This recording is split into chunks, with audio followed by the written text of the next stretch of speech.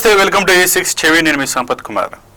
YCP అధినేత ఇంటి ముందు దాకా అరెస్టు వ్యవహారం వచ్చేసిందా అంటే జరుగుతున్న ప్రచారం చూస్తే అదే అనిపిస్తోంది. వైఎస్ జగన్ అరెస్ట్ తప్పదు అని గత కొంతకాలంగా జరుగుతున్న ప్రచారం ఇప్పుడు నిజమయ్యే సూచనలు కనిపిస్తున్నాయని అంటున్నారు. జగన్ విషయానికి వస్తే ఏపీలో జగన్ ప్రభుత్వ హయాంలో లిక్కర్ స్కామ్ జరిగిందని పేర్కొంటూ గత కొంతకాలంగా పోలీసులు విచారిస్తున్నారు. మొదట సిఐడి ఈ కేసును డీల్ చేస్తూ వచ్చింది. ఇక ఆ మీదట సిట్ని రంగంలోకి దింపారు. సిట్ వరుసబెట్టి అనేక మంది నాయకులను విచారిస్తూ అరెస్ట్ చేస్తోంది. ఇక ఈ కేసులో జగన్ ప్రస్తావన ఎందుకు అంటే ఆయనకు అత్యంత సన్నిహితుడుగా ఉన్న రాజ్ కసిరెడ్డిని చాలా కాలం క్రితమే పోలీసులు అరెస్ట్ చేశారు. దాంతో జగన్ చుట్టూనే ఈ కేసు తిరుగుతోందని అంతా ప్రచారం చేశారు. తాజాగా చూస్తే వైసీపీ హయాంలో పనిచేసిన ధనుంజయ రెడ్డి, కృష్ణమోహన్ రెడ్డిలను విచారించి మరీ అరెస్ట్ చేయడంతో ఈ కేసు ఏకంగా జగన్ వరకు వచ్చేసినట్లే అని ప్రచారం చేస్తున్నారు. ఇక జగన్ విషయం తీసుకుంటే ఆయన మీద గతంలో సిబిఐ కేసులు నమోదు చేసింది. ఆదాయానికి మించి ఆస్తులను కూడబెట్టారని అంటూ క్విడ్ ప్రోకో ఇందులో ఉందని చెబుతూ ఆయన మీద సిబిఐ 11 ఛార్జ్ షీట్లను దాఖలు చేసింది. ఆ కేసు ఇంకా విచారణ దశలోనే ఉంది. అయితే ఇప్పుడు జగన్ మీద కొత్తగా లిక్కర్ కేసును తీసుకుని వస్తున్నారని వైసీపీ నేతలు అంటున్నారు. జగన్ ని రాజకీయంగా బంధం చేయడానికి ఈ కేసు అని అంటున్నారు. తాము కేసులకు భయపడేది లేదని మాజీ మంత్రులు పేర్ని నాని, అంబటి రాంబాబు వంటి వారు చెబుతున్నారు. మరోవైపు చూస్తే వైసీపీ అధినేత జగన్ సైతం జరుగుతున్న పరిణామాలను జాగ్రత్తగా పరిశీలిస్తున్నారు.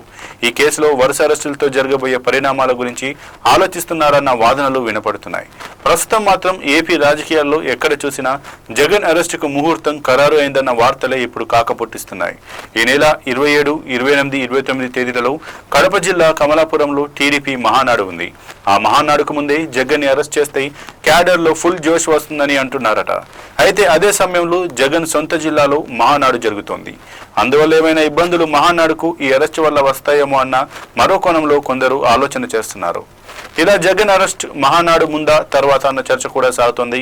అయితే జగన్ అరెస్ట్ ఖచ్చితంగా ఇదే నెలలో ఉంటుందని స్పష్టంగా చెప్తున్న వారు ఉన్నారు. ఇంకోవైపు చూస్తే జగన్ అరెస్ట్ ని బెంగళూరులోనే చేయాలని, అలా ఆయనను అక్కడి నుంచే విజయవాడ తీసుకుని రావాలని ఆలోచిస్తున్నారని ప్రచారం సాగుతోంది. ఇక టైం విషయంలో కూడా ప్రచారం ఉంది. రాత్రి వేళలో అరెస్ట్ చేస్తారా లేక పొద్దున్నే అరెస్ట్ చేస్తారా అన్నది కూడా వేడెక్కించే చర్చగానే ఉంది. ఇంకా డేట్ టైం ఫిక్స్ కాలేదని, చేసుకుని అరెస్ట్ రంగం సిద్ధం చేస్తున్నారని అంటున్నారు మరికొందరు.